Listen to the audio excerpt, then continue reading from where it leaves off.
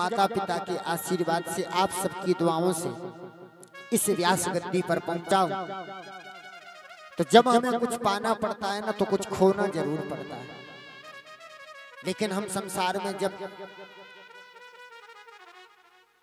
संसार के काम उपभोगों का योग करते हैं, भोग करते हैं, तो अपने शरीर से लगाइए, हम अपना शरीर कितना संभालते संभालते हैं, कितना सजाते हैं, हम कितना अच्छा खाते हैं। हमारे घर में अगर थोड़ा सा भी नमक ना डले ना, अगर थोड़ा सा नमक ना डाला जाए तो पतिदेव अगर ऑफिस से आए, आज किसी होश में नहीं थी क्या, मदहोश थी, नमक भी नहीं डाला। भोजन में अगर थोड़ा सा तीखापन हो जाए, हम बाजार जाते, हमारी जिह्वा कितने स्वाद लेना जानती है, हमको तो ये बहुत अच्छा पसंद है, हम ये खाएंगे। जिस प्रकार हम जीवन में अपनी इच्छाओं की पूर्ति करते हैं, तो हम अपनी इच्छाओं की पूर्ति करेंगे तो जीवन में कभी वो संतुष्ट नहीं होंगी। लेकिन जिस प्रकार हम अपने मन में विचार लाते हैं और सोचते हैं, ऐसे अगर काश हम भगवान के लिए सोचने लगे कि हम अपने ठाकुर जी को अच्छा अच्छा पहनावे, अच्छा अच्छा खिलावे, और जब ये सोच हमारे अंदर आ जाएगी और भगवान को जिस दिन हम अच्छा खिलाएंगे ना, तो वो तो पाएंगे बाद में, लेकिन तुम्हें तुम्हारी सारी व्यवस्थाओं का इंतजाम जरूर करवा देंगे। बोलो राधे राधे। इसलिए भगवान के शरणागत होकर के भगवान के लिए सब करें। तो भगवान ने इस प्रकार जब उन गोपियों के मुख से इन बातों को सुना, जब शरणागत हो गई, तो भगवान ने तुरंत उन सारी कन्याओं से पानी ग्रहण कर लिया। इसलिए भगवान के कुल मिलाकर के 16,108 विवाह संपन्न हुई। बोलिए द्वारकाधीश भगवान की जय। इस प्रकार 16,008 भगवान के विवाह संपन्न हुए। आचार्य सुखदेव जी कहते हैं, हे राजन परीक्षित, भगवान तो जीव की परीक्षा लेते हैं कि ये मेरे शरणागत होने लायक है कि नहीं है।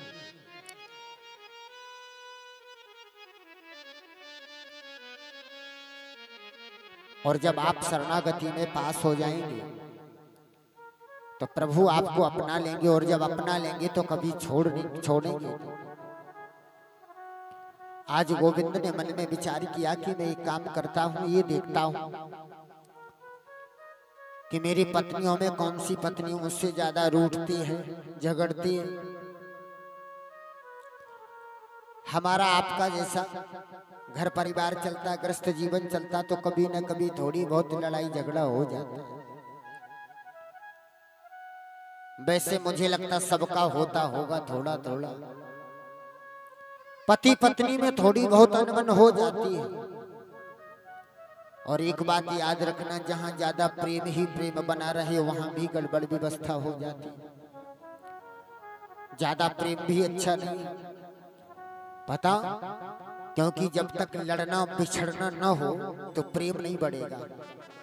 और जब थोड़ी अनबन होती रहती ना, तो प्रेम प्रगाढ़ होता है, बढ़ता है। क्योंकि एक रुष्ट हो जाता है, एक मनाने में लगा रहता है। जब एक रुष्ट रहेगा तो दूसरे को, अगर वो कहीं बाहर चला गया काम से, देखिए ये समझने की बात है। एक माँ ने अपनी बेटी का पानी ग्रहण किया, उसका संबंध किया, शादी की, वो घर गई। देखिए तो सत्य जो होता है ना, थोड़ा कड़वा होता है, लेकिन मैं रुकता नहीं हूँ, बोल तो देता ही हूँ। हाँ, क्योंकि हम और आप आजकल कहने लगे हैं संसार बिगड़ गया। रोज आप लोग पेपर पढ़ते हैं, उसमें कितने क्राइम होते हैं आजकल। संसार कभी न बिगड़ा था, न कभी बिगड़ेगा।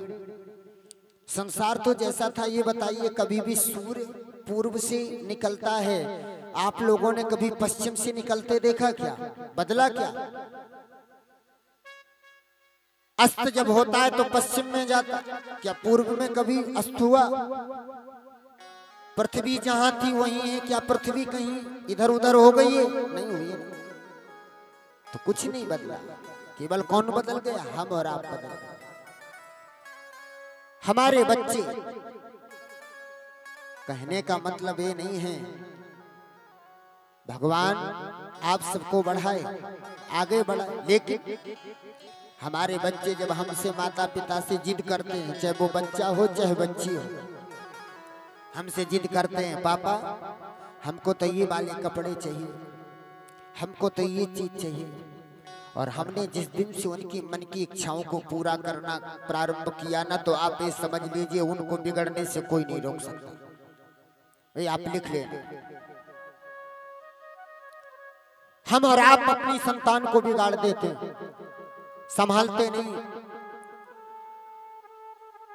और जब हम उनको संभालेंगे, संस्कार देंगे ना, तो पता राम जी की इच्छा से राम ने हमको जितना दिया है उसी में पलो पसो, उसी में प्रसन्न रहो, और भगवान का जो दिया हुआ है उसी में प्रसन्न रहो। लेकिन हम लोगों की मन स्थिति जब बिगड़ जाती है और हम और आप अपने बच्चों को ऐसा ज्ञान देते, देखिए लड़की किसी की भी हो, लड़की पे पूरा असर माता जी का रहता है, क्योंकि माँ ही पूरा भरण पोषण करती है। माता अगर चिड़चिड़ापन वाली होगी ना, तो वो ससुराल में जाके भी उसकी आदत नहीं भूलेगी। हाँ याद रखना, अगर माँ के अंदर ज्यादा गुस्सा होगी तो उसकी बच्ची में भी वही गुण आएगा, और आज वो परेशान नहीं करेगा, लेकिन जिस दिन वो दूसरे घर जाएगी तो एक दिन वो आएगा कि आपको एक बार उलाहना जरूर आएगा कि आपकी बेटी बड़ी। माँ ने अपनी बच्ची की शादी करी, घर भेजा, माँ थोड़ा क्रोधी स्वभाव की थी, बच्ची के अंदर वही गुण आ गया। पतिदेव ऑफिस जाते थे, व्यक्ति एक ही काम कर पाएगा, घर से बाहर जाएगा तो कमाएगा, खिलाएगा, भरण पोषण करेगा, जीवन यही तो है। पत्नी बोली मुझे आप कहीं बाहर नहीं ले जाते, कुछ खिलाते पिलाते नहीं। थोड़ी थोड़ी सी बातों में अनबन हो गई, झगड़ा हो गया, और मैं जो जो बोल रहा हूं वो यथार्थ सत्य है। पत्नी और पति में जब झगड़ा होता ना, तो पत्नी ज्यादातर एक चीज ज्यादा बोलती है पति से। जब ज्यादा विवाद हो जाए तो कहती है मैं कल बैग लगा के चली जाऊंगी।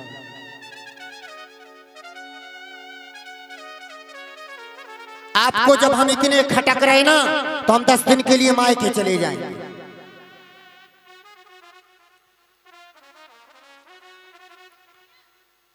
पति बेचारा क्या कहे, पत्नी के पास अगर कोई प्रेशर है तो वो एक ही प्रेशर, और जब वो अपने पति से झगड़ने लगी तो एक ही बात बोली आपको मेरे लिए कोई टाइम नहीं है ना, तो कल मैं अपने घर चली जाऊंगी मम्मी पापा के पास। पति ने कुछ नहीं कहा, वो ऑफिस चला गया, वो अपने घर चली गई। 1 साल हो गया, मायके से ससुराल नहीं आई, पति ने फोन भी नहीं किया। माँ को भी समझ नहीं आया। देखिए संसार में ऐसे किसी के माँ बाप नहीं है जो अपनी बेटी को जीवन भर अपने पास रख सके, और अगर घर में रख लोगे ना तो जमाने वाले आपको क्या क्या कहेंगे ये तो आप जानते ही। इसलिए अपनी बेटी को ऐसा संस्कार दो कि जमाने वाले आपके ऊपर उंगली ना उठा सकें, और आप किसी के ऊपर उंगली ना उठा सकें। जब अपना बच्चा सही चल रहा होगा और हम अपने बच्चे को अच्छा संस्कार देंगे, और पड़ोसी का बच्चा अगर थोड़ा गड़बड़ होगा तो आप उसको भी समझा सकते हैं, और जब आपका ही नहीं समझा होगा तो पड़ोसी का यही कहेगा आप पहले अपना तो समझाओ। आज माँ को जब इस बात को समझ में आ गया कि 1 साल हो गया पति देव ने फोन नहीं किया, ससुराल वाले रुष्ट हो गए, तो पत्नी उसकी बच्ची का जीवन मायके में निकल गया। दूसरे बच्ची की शादी करी, दूसरी बच्ची घर गई, और जब वो भी घर गई ना तो स्वभाव तो पता एक ही होता ना। वो भी गई, 5-6 महीने अच्छे से गुजरी। इसके बाद में धीरे धीरे बैकग्राउंड बदला, पति पत्नी में थोड़ी सी अनबन हुई। झगड़ा हुआ, उसने भी अपने पति से यही कह डाला कि कल मैं अपने घर चली जाऊंगी। पति ने कुछ नहीं कहा, पति ने बैग उठाया, ऑफिस को चला गया। लेकिन पुत्री ने घर जाने के पहले अपनी माँ को फोन लगाया और फोन लगा करके माँ से कहा कि माँ मैं घर आ रही हूँ। बोले क्यों? बोली मेरे पतिदेव से लड़ाई हो गई है, मेरी कोई बात नहीं सुनते, मुझे नहीं रहना इस घर में। माँ की समझ में आ गया, माँ की आंखें खुल गई कि मैंने, मेरी एक बच्ची ने ऐसा करने से आज उसका सारा जीवन नष्ट हो गया। तो आज माँ थोड़े समय के लिए बड़ी कठोर हृदय की बन गई। उसने फोन पर कहा बेटा तेरी एक बहन ने इतना नाटक किया कि आज उसकी जिंदगी बिगड़ गई, आज उसे घर रहना पड़ रहा है। और मैंने मन में अरमान जगाए थे कि तेरी शादी करूंगी तो तू अच्छे से घर परिवार को चलाएगी। आज इसका जीवन ऐसे ही निकल गया, तू भी अपना जीवन निकालने के लिए आ रही है। मेरे घर मत आना, मेरे दरवाजे तेरे लिए बंद हैं। 1 मिनट का कठोरपन, 1 मिनट का क्रोध उस माँ के क्रोध ने उस बच्ची के जीवन को स्वर्ग बना दिया। बच्ची अकेले कमरे में जाकर के रोने लगी और रोकर के मन में सोचने लगी कि माँ ने ठीक ही कहा है। मेरी माँ ने तो मुझे पति के घर भेजा है, मेरा संसार में और कौन है? मैं माँ के घर में कितने दिन रह सकती, मुझे तो पति के साथ जीवन व्यतीत करना। और जब उसने मन में विचार किया ना तो सोचने लगी कि गलती मेरी ही है। मेरा पति मेरे लिए सब कुछ कमाता है, कल के दिन बच्चे होंगे उनके लिए कमाता, लेकिन मैं ही कुछ न कुछ अनर्गल बात करती रहती हूँ। आज 1 मिनट के भाषण ने उसकी जिंदगी को परिवर्तन कर दिया। तुरंत मन में नया विचार आया, सुंदर सा पकवान बनाया, सुंदर सा कई प्रकार के आइटम बनाए। और पतिदेव जब ऑफिस से वापस आए ना तो टेबल पे तुरंत सजाए, गिलास में पानी लेके दौड़ी दौड़ी गई, मीठा लेके गई। बोली आइए पानी पी लीजिए। कपड़ों को जैसे निकाला तुरंत उठा के झट से और टेबल पर सुंदर सा भोग प्रसाद लगाया। और जैसे पतिदेव बैठे ना और खाना प्रारंभ किया तो पत्नी ने तो कुछ कह नहीं पाए, पति की आंखों से आंसू झलक आए। और पति स्वयं कहने लगा अरे प्रिय तू सच कहती थी, मुझसे ही कभी न कभार गलती हो जाया करती है, सॉरी माफ करना। पत्नी आज रोने लगी कि काश अगर मेरी माँ मुझे एक पल ना डांटती तो आज मेरा पति, मेरा जीवन सब उजड़ जाता। लेकिन आज मेरी माँ की छोटी सी डांट ने आज मेरे घर को स्वर्ग बना दिया। आज दोनों का जीवन बड़ी सुंदरमय जीवन यापन करने लगे। इसलिए हम अपने घर को जैसा बनाएंगे, जैसा सजाएंगे, वैसा ही सजेगा।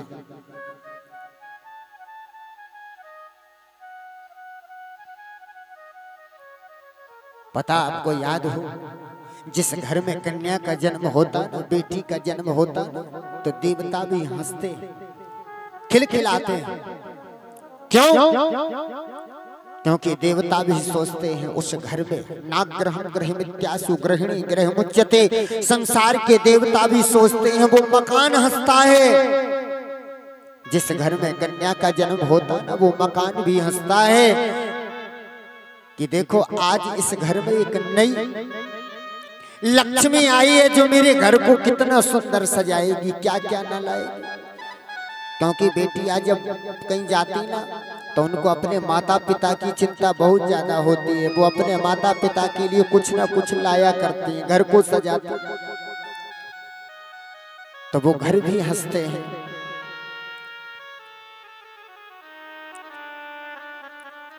और जब लड़का होता है तो पता क्या होता है, घर रोता है। क्यों?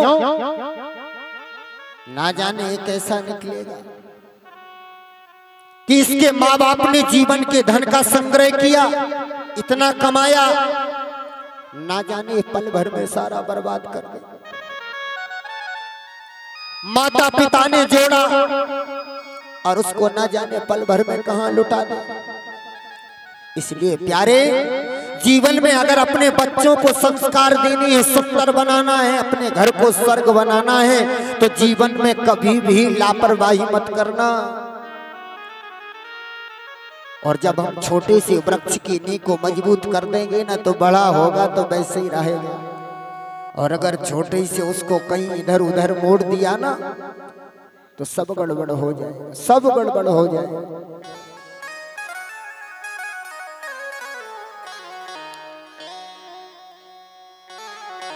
क्योंकि बेटी घर को संभालती है, बेटी घर को चलाती है और दोनों कुलों की रक्षा करती है। क्योंकि बेटी को चिंता होती है, अपने माँ बाप की चिंता होती है और उस घर की भी चिंता होती है। क्योंकि बेटी सोचती है कि मैं अपने माता पिता का ख्याल रखूं, अपने घर परिवार का ख्याल रखूं। इसलिए आचार्य सुखदेव जी कहते हैं कि जब हम अपने घर में अच्छे संस्कारों की नींव डालेंगे, बच्चों को सिखाएंगे, पढ़ाएंगे। क्योंकि जब माता पिता अच्छे कर्मों का अनुसरण करते हैं तो संतान अपने आप उसी पथ पर चलना प्रारंभ कर देते हैं। बोलना पड़ेगा राधे राधे। आचार्य सुखदेव जी ने कहा कि आज उनके अंदर कितना प्रेम भाव था कि आज वो समर्पण हो गई। और जब भगवान की शरणागत हुई ना, तो भगवान ने उनको शरणागति प्रदान करी। तो जीवन में जब हम भगवान की हो जाएंगे ना, तो वो रक्षा जरूर करेंगे। क्योंकि जो बेटी होती है ना, वो आंगन का एक बहुत सुंदर सा फूल होती है। मैं गुड़िया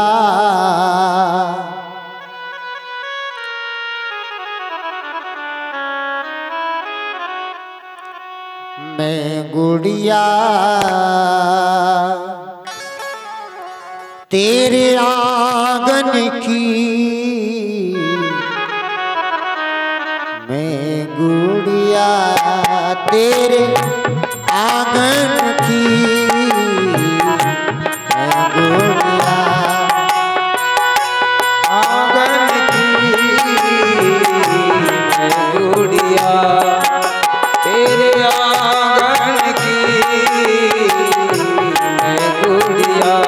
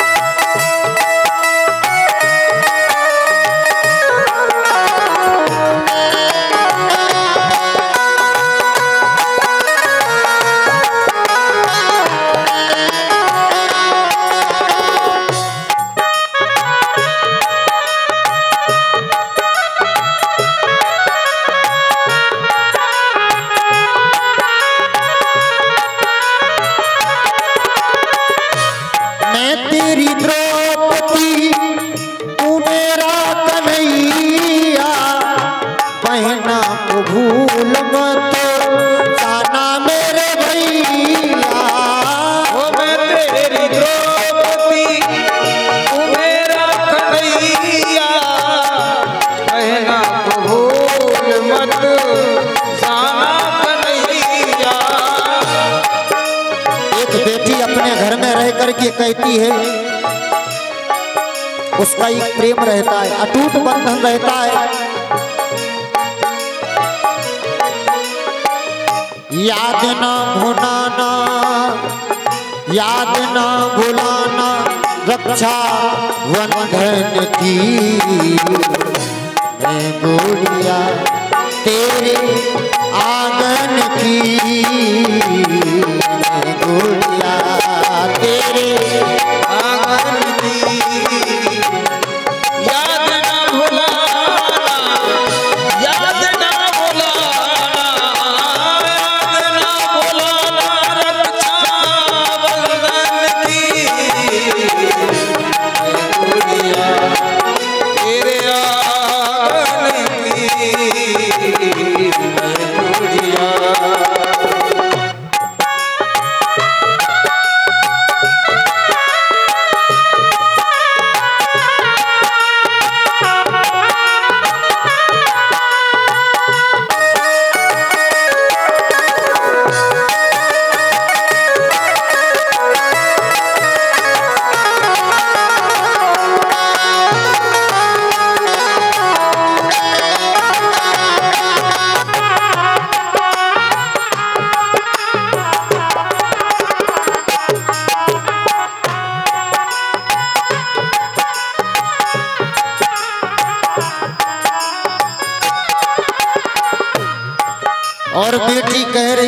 प्रभु चले ही कहार मेरी डोली उठा के कर दो विदा मुझे सगुन गीत गा के। चल रे कहार मेरी डोली उठा के कर दे विदा मुझे अब मैं चला के। चले ही कहार मेरी डोली उठा के कर दो विदा मुझे सगुन गीत गा के। चल रे कहार मेरी डोली उठा के कर दो विदा मुझे सगुन गीत गा के। याद ना भुलाना एक बेटी अपने माँ बाप से क्यों लिपट लिपट के रोती है।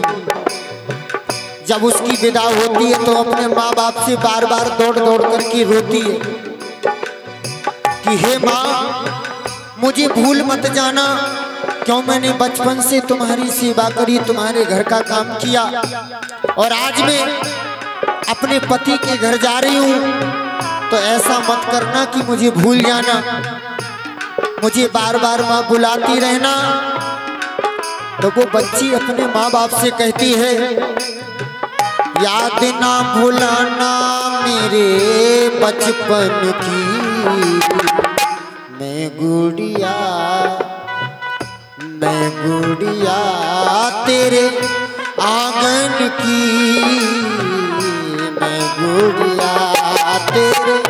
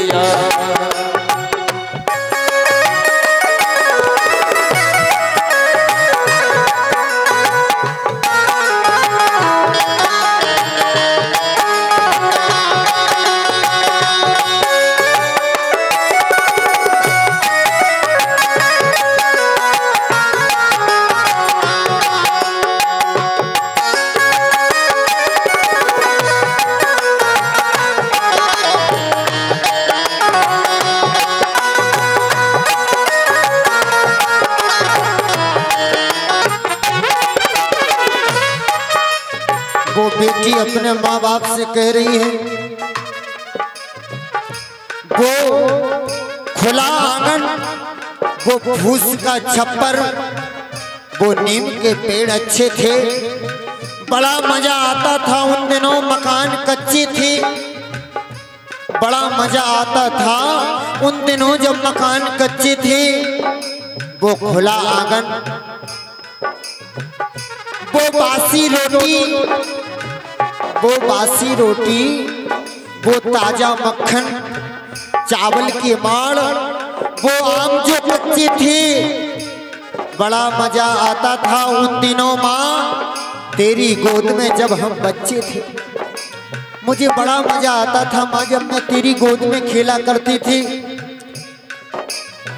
तो आज वो बेटी कह रही है चली कहार मेरी डोली उठा के कर दो विदा मुझे सगुन गीत गा के। कर दो विदा मुझे सगुन गीत गा के। चले हैं कहार मेरी डोली उठा के कर दो विदा मुझे सगुन गीत गा के। चल रे कहार मेरी डोली उठा के कर दो विदा मुझे सगुन गीत गा के। याद ना भुलाना रक्षा बंधन की, याद ना भुलाना रक्षा बंधन की। मैं गुड़िया तेरे आंगन की। मैं गुड़िया तेरे आंगन की। मैं गुड़िया तेरे आंगन की। मैं गुड़िया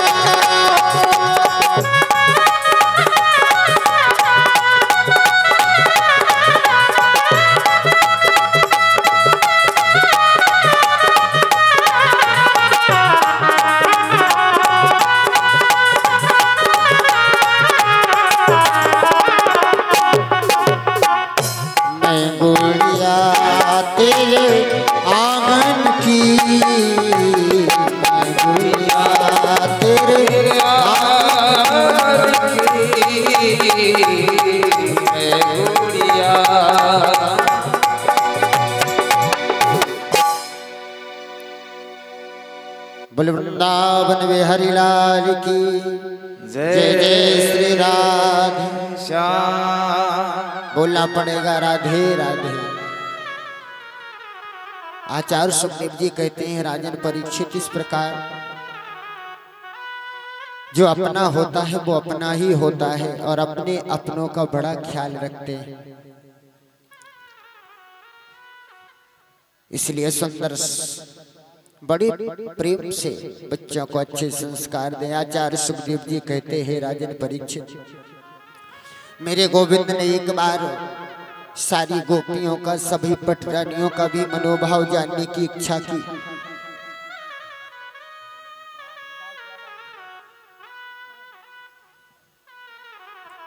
गोपियों के मन भाव को जानने की इच्छा करी तो आज मेरे प्रभु रुक्मणी जी के महल में आए और आकर के रुक्मणी जी को कई बातें बताई, कई बातें कही।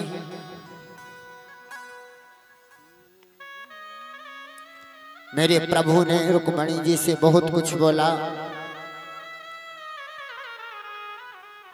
प्रभु ने कहा राजपुत्री सीता भूपैर लोकपाल विभूति भी महानुभावै श्रीमद्वीर पौदार्य बलोजितहि।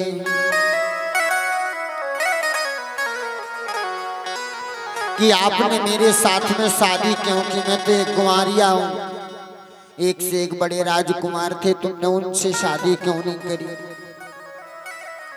लेकिन रुक्मणी जी को तनिक मात्र भी गुस्सा नहीं आया। भगवान ने दोबारा कहा राजभ्यो विभ्रता शुभ्रो समुद्रम शरणम गतान वलद्भि कृत द्वेषान प्रास्तक्त नृपासनान। भगवान बोले रुक्मणी मैं तो बड़ा डरपोक हूं, मैं बहुत डरता हूँ, समुद्र में रहता हूँ, लेकिन तुमने मुझसे शादी क्यों करी? आज वो परीक्षा ले रहे हैं, लेकिन रुक्मणी जी को तनिक मात्र भी क्रोध नहीं आया। लेकिन भगवान ने एक बात कह दी रुक्मणी से कि रुक्मणी अभी भी तुम्हारे मन में अगर कुछ हो ना तो शिशुपाल से शादी कर लो। बस इतनी बात कहते ही रुक्मणी जी बेहोश हो गई। और जैसे बेहोश हुई ना तो कन्हैया ने आज रुक्मणी को उठाया, गोदी में लिटा लिया, चार चार भुजाओं को धारण कर लिया, हाथ में पंखा लेकर के हवा कर रहा। प्रभु भी बहुत घबरा गए। गोविंद के नेत्र सजल हो गए, आंसू आ गए। रुक्मणी से बोले देवी बुरा मत मानना, मैं छोटे से थोड़ा विनोदी स्वभाव का हूं, इसलिए थोड़ा मजाक कर दिया। मुझे क्या पता कि आप इतनी। तो आज रुक्मणी जी ने कहा प्रभु आप कहते ना कि आप डरपोक हैं, काले हैं। प्रभु आज आप एक नंदलाल हैं, अगर लली होते ना तो करोड़ों लोग आपके ऊपर फिदा होते। भगवान की झांकी इतनी सुंदर है, वृंदावन कौन कौन गया इधर से हाथ ऊपर खड़ा करो। वृंदावन बिहारी जी के दर्शन किए ना आप लोगों ने। बिहारी जी के जब दर्शन करने जाते ना तो पल पल में पर्दा डलता, पर्दा में खुलता है, क्योंकि भगवान का प्रत्यक्ष रूप इतना नहीं दिखाया जाता। और जिस दिन आप जी भर के जिस दिन दर्शन कर लोगे ना तो उन्हीं के हो जाओ। इतनी वशीभूत मूर्ति, भगवान बहुत जल्दी आकर्षण करते भक्त का।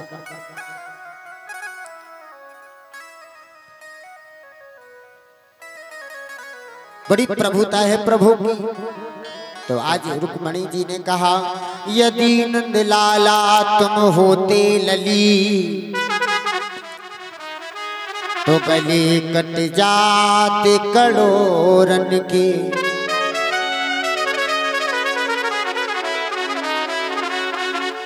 अगर आप लली होते तो क्या होता, लाखों करोड़ों लोग आप पर फिदा रहते। अभी तो नंदलाल हो, और मीरा ने तो आपको अपना सब कुछ मान लिया था ना प्रभु। आपसे बड़ा संसार में है क्या। आप जिसको मिल जाए ना उतने तो संसार की कोई वस्तु से प्रेम नहीं रहेगा, क्योंकि आप करुणा निधान परात्पर। मीरा कहती है कि गोविंद तुम्हारी शिवाय तो मेरा कोई नहीं संसार में, तुम ही सब कुछ हो। तो आज ऐसे रुक्मणी जी ने भगवान से कहा। और इसी प्रकार उसी द्वारिका में एक पौंड्रिक नाम का राजा हुआ। उसने मन में सोचा कि मैं भी भगवान बन जाऊं। तो उसने 2 हाथ काठ के लगवा लिए और 4-4 भुजाओं को धारण कर लिया, सेवक बना लिए। बोला मैं ही भगवान और मैं भी 16,000 विवाह करूंगा। तो उसने अपना एक मंत्र बनाया, जय पौंड्रिक वासुदेवा, जय पौंड्रिक वासुदेवा, भक्त जनन के प्रभु जी प्राणन के देवा। और जब उसने इतना अत्याचार किया और भगवान बनने को चला तो प्रभु ने आकर के उसका उद्धार कर दिया। बोलो राधे राधे। आचार्य सुखदेव जी ने कहा कि इस प्रकार भगवान ने अनंत लीलाओं को किया। आचार्य जी ने कहा कि एक बार प्रभु ने पांडवों से यज्ञ करवाया, और जब यज्ञ हुआ ना तो भगवान भक्ति से प्रसन्न होते हैं। हम और आप जब कहीं भंडारा होता तो हम लोग थोड़ा शर्म करते हैं, लेकिन पता भगवान ने जब यज्ञ करवाया, राजी से यज्ञ करवाया, तो पांडवों को बुलाया तो सबको सेवा दी। और देखिए कल आपके यहाँ भी भंडारा होना। तो भगवान ने भंडारे में क्यों किसको सबको बुलाया, सबको बुलाया। भीमसेन पता ज्यादा मोटे तगड़े थे तो भोजन बहुत ज्यादा पाते थे। तो भीमसेन को कार्य दिया कि जो भी भंडारे में आए ना तो आपका काम है परोसना, खिलाना, क्योंकि आप ज्यादा खाते ना तो आपको जैसा खाने का पता है ना ऐसे आप खिलाना भी जानते हैं। तो जैसा आप पाते ऐसे आप सबको खिलाना। सारे पांडवों को बुला के अलग अलग काम सौंपा, आपको ये करना, आपको ये करना, आपको ये करना। लेकिन जब कन्हैया की बारी आई तो सारे पांडव बोले प्रभु आप क्या करेंगे। कन्हैया बोले आप सब भोजन कराओगे, कोई सेवा करोगे, कोई अतिथि सत्कार करोगे, लेकिन मैं जो करने वाला हूँ ना मैं ये करूंगा कि जितने लोग भंडार में भोजन पाने आएंगे मैं सबकी पत्तलों को उठाऊंगा। बोलो राधे राधे। भगवान बोले मैं सबकी पत्तलों को उठाऊंगा।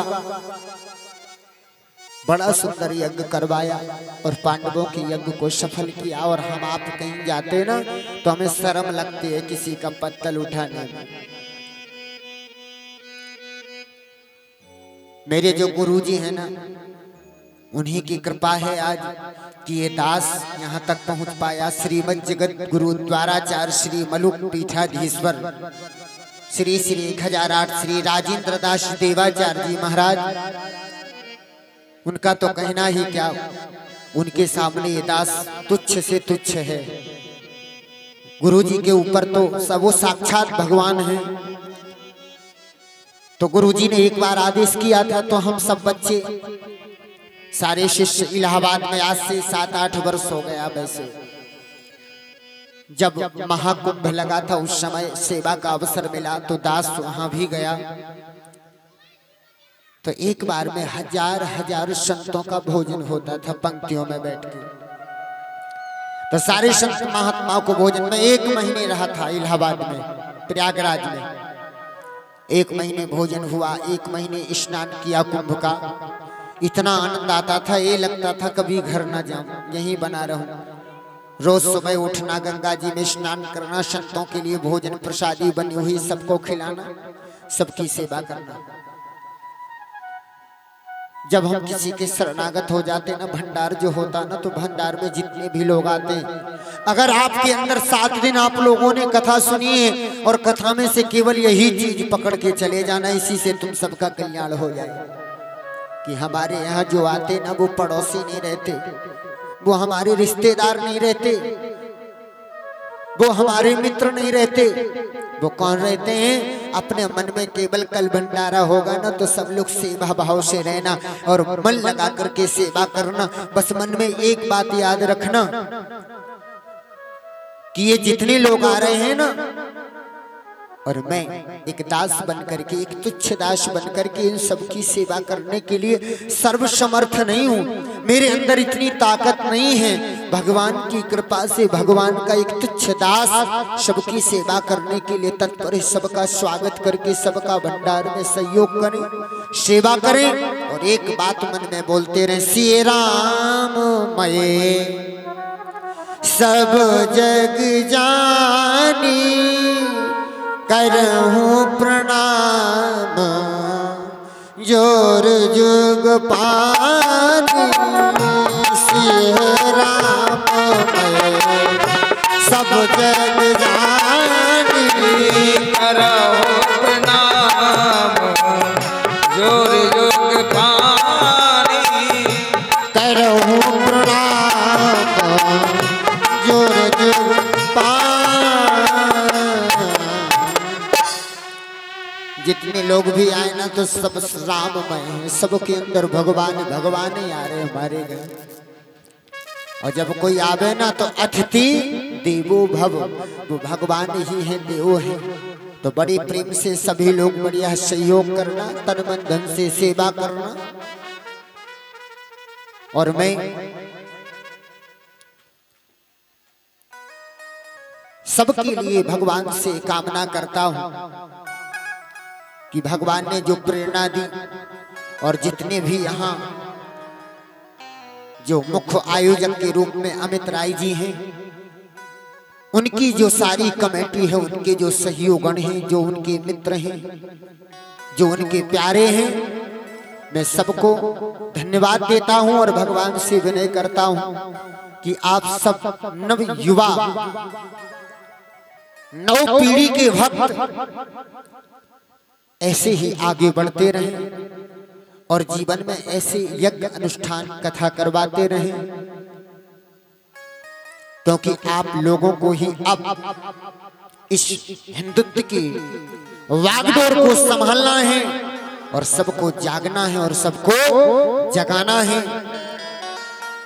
अपने धर्म को व्यवस्थित रखने के लिए, अपनी सनातन संस्कृति को व्यवस्थित रखने के लिए आप सभी को जागना है और सबको जगाना है और ऐसी जन जन में धर्म ध्वजा को लहराना है। और ऐसे ही अगर आप करते रहे तो संसार में वो दिन दूर नहीं है। भगवान को आना पड़ेगा, भगवान को प्रकट होना पड़ेगा, सबको आशीर्वाद देना होगा। तो मैं सभी से ये कामना करूंगा कि आप सभी हमारे मुख्य आयोजक अमित राय व उनके सारे मित्रगण, सहयोगी गणों के लिए एक बार ताली बजा करके उनका स्वागत करें। कि ये नवयुवा ऐसे ही आगे बढ़े। और मैं भी भगवान से विनम्र निवेदन करता हूँ कि प्रभु आप इनको ऐसा धन धान्य दें, ऐसी समृद्धि दें कि दिन रात ये बढ़ते रहें और अपने कार्यों में सफल होते रहें। और इनके जीवन में जब भी ये जागे तो नया सूरज का उदय होता रहे और ये ऐसे ही आगे बढ़ते रहे। बोलना पड़ेगा राधे राधे। तो आचार्य सुखदेव जी ने कहा, हे राजन परीक्षित, भगवान भाव के बड़े भूखे होते हैं और भाव में होकर के भगवान किसी को भी अपना बना लेते हैं।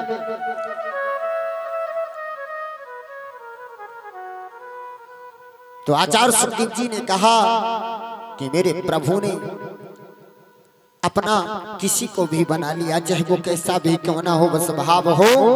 तो सुखदेव जी ने कहा कि प्रभु के एक मित्र हैं जिनका नाम है सुदामा। प्रभु के एक मित्र हैं जिनका नाम है सुदामा। कृष्णस्यासीद सखा कश्चित् ब्रह्मणो ब्रह्मवित्तवान् विरक्त इंद्रियार्थेषु प्रशांतात्मा जितेंद्रिया। सुदामा जी बचपन से बड़े विरक्त हैं, जिनके पास में कुछ नहीं है और बड़ी सादा सिंपल रहते हैं। खाने पीने की कोई व्यवस्था तक नहीं है, लेकिन भगवान का हर पल नाम जप करते हैं, केवल कृष्ण कृष्ण का नाम लेते हैं और बड़े प्रशांत हैं, आत्मा में विश्वास रखने वाले हैं। घर में लेकिन कुछ नहीं है, लेकिन बड़े प्रेम से रहते हैं। सुदामा का जीवन आज ऐसा है कि जिसके 5 पुत्र हैं, जिनकी पत्नी का नाम सुशीला है, लेकिन खाने पीने की कोई व्यवस्था नहीं है। सुदामा जी अपने जीवन को बड़े प्रेम से यापन करते। कई लोग कह देते सुदामा जी दरिद्र थे, सुदामा दरिद्र नहीं थे। सुदामा जी तो विरक्त थे और सुदामा जी के घर में खाने की कोई व्यवस्था नहीं। सुदामा जी बड़े प्रेम से रहा करते, कृष्ण कृष्ण का जाप करते। देखिए, संसार में व्यक्ति को जब तक किसी के दुख दर्द की अनुभूति नहीं होती ना, जब तक उसके जीवन में कोई परिस्थिति घटित ना हो, तो संत कहते हैं जाके पग की फटी ना बीमाई, वह का जाने पीर परा। आज सुदामा जी का जो जीवन है बड़ा आसान प्रशांत है और बड़े मन से रहते, कृष्ण कृष्ण का जप करते और बड़े प्रेम से पाते। कई लोगों ने कह डाला कि सुदामा जी दरिद्र थे। दरिद्र तो वो होता जिसके जीवन में संतोष नहीं होता, जिसके जीवन में संतोष की अनुभूति नहीं होती ना, वो सबसे बड़ा दरिद्र होता। एक राजा अपने सारी प्रजा को, अपने दूतों को लेकर के दूसरे राजा के राज्य पे चढ़ाई करने के लिए जा रहा था। संत जी जा रहे थे। संत जी को एक रुपया मिला सड़क पर, उन्होंने उठा के हाथ में ले लिया। चेला ने पूछा, संत जी ये क्यों ले लिया? बोले जो दरिद्र होगा उसको दे देंगे। जब राजा निकला, उसके घोड़े दौड़ते जा रहे थे। संत जी ने उसको खड़ा किया, पूछा क्यों दौड़ रहे हो?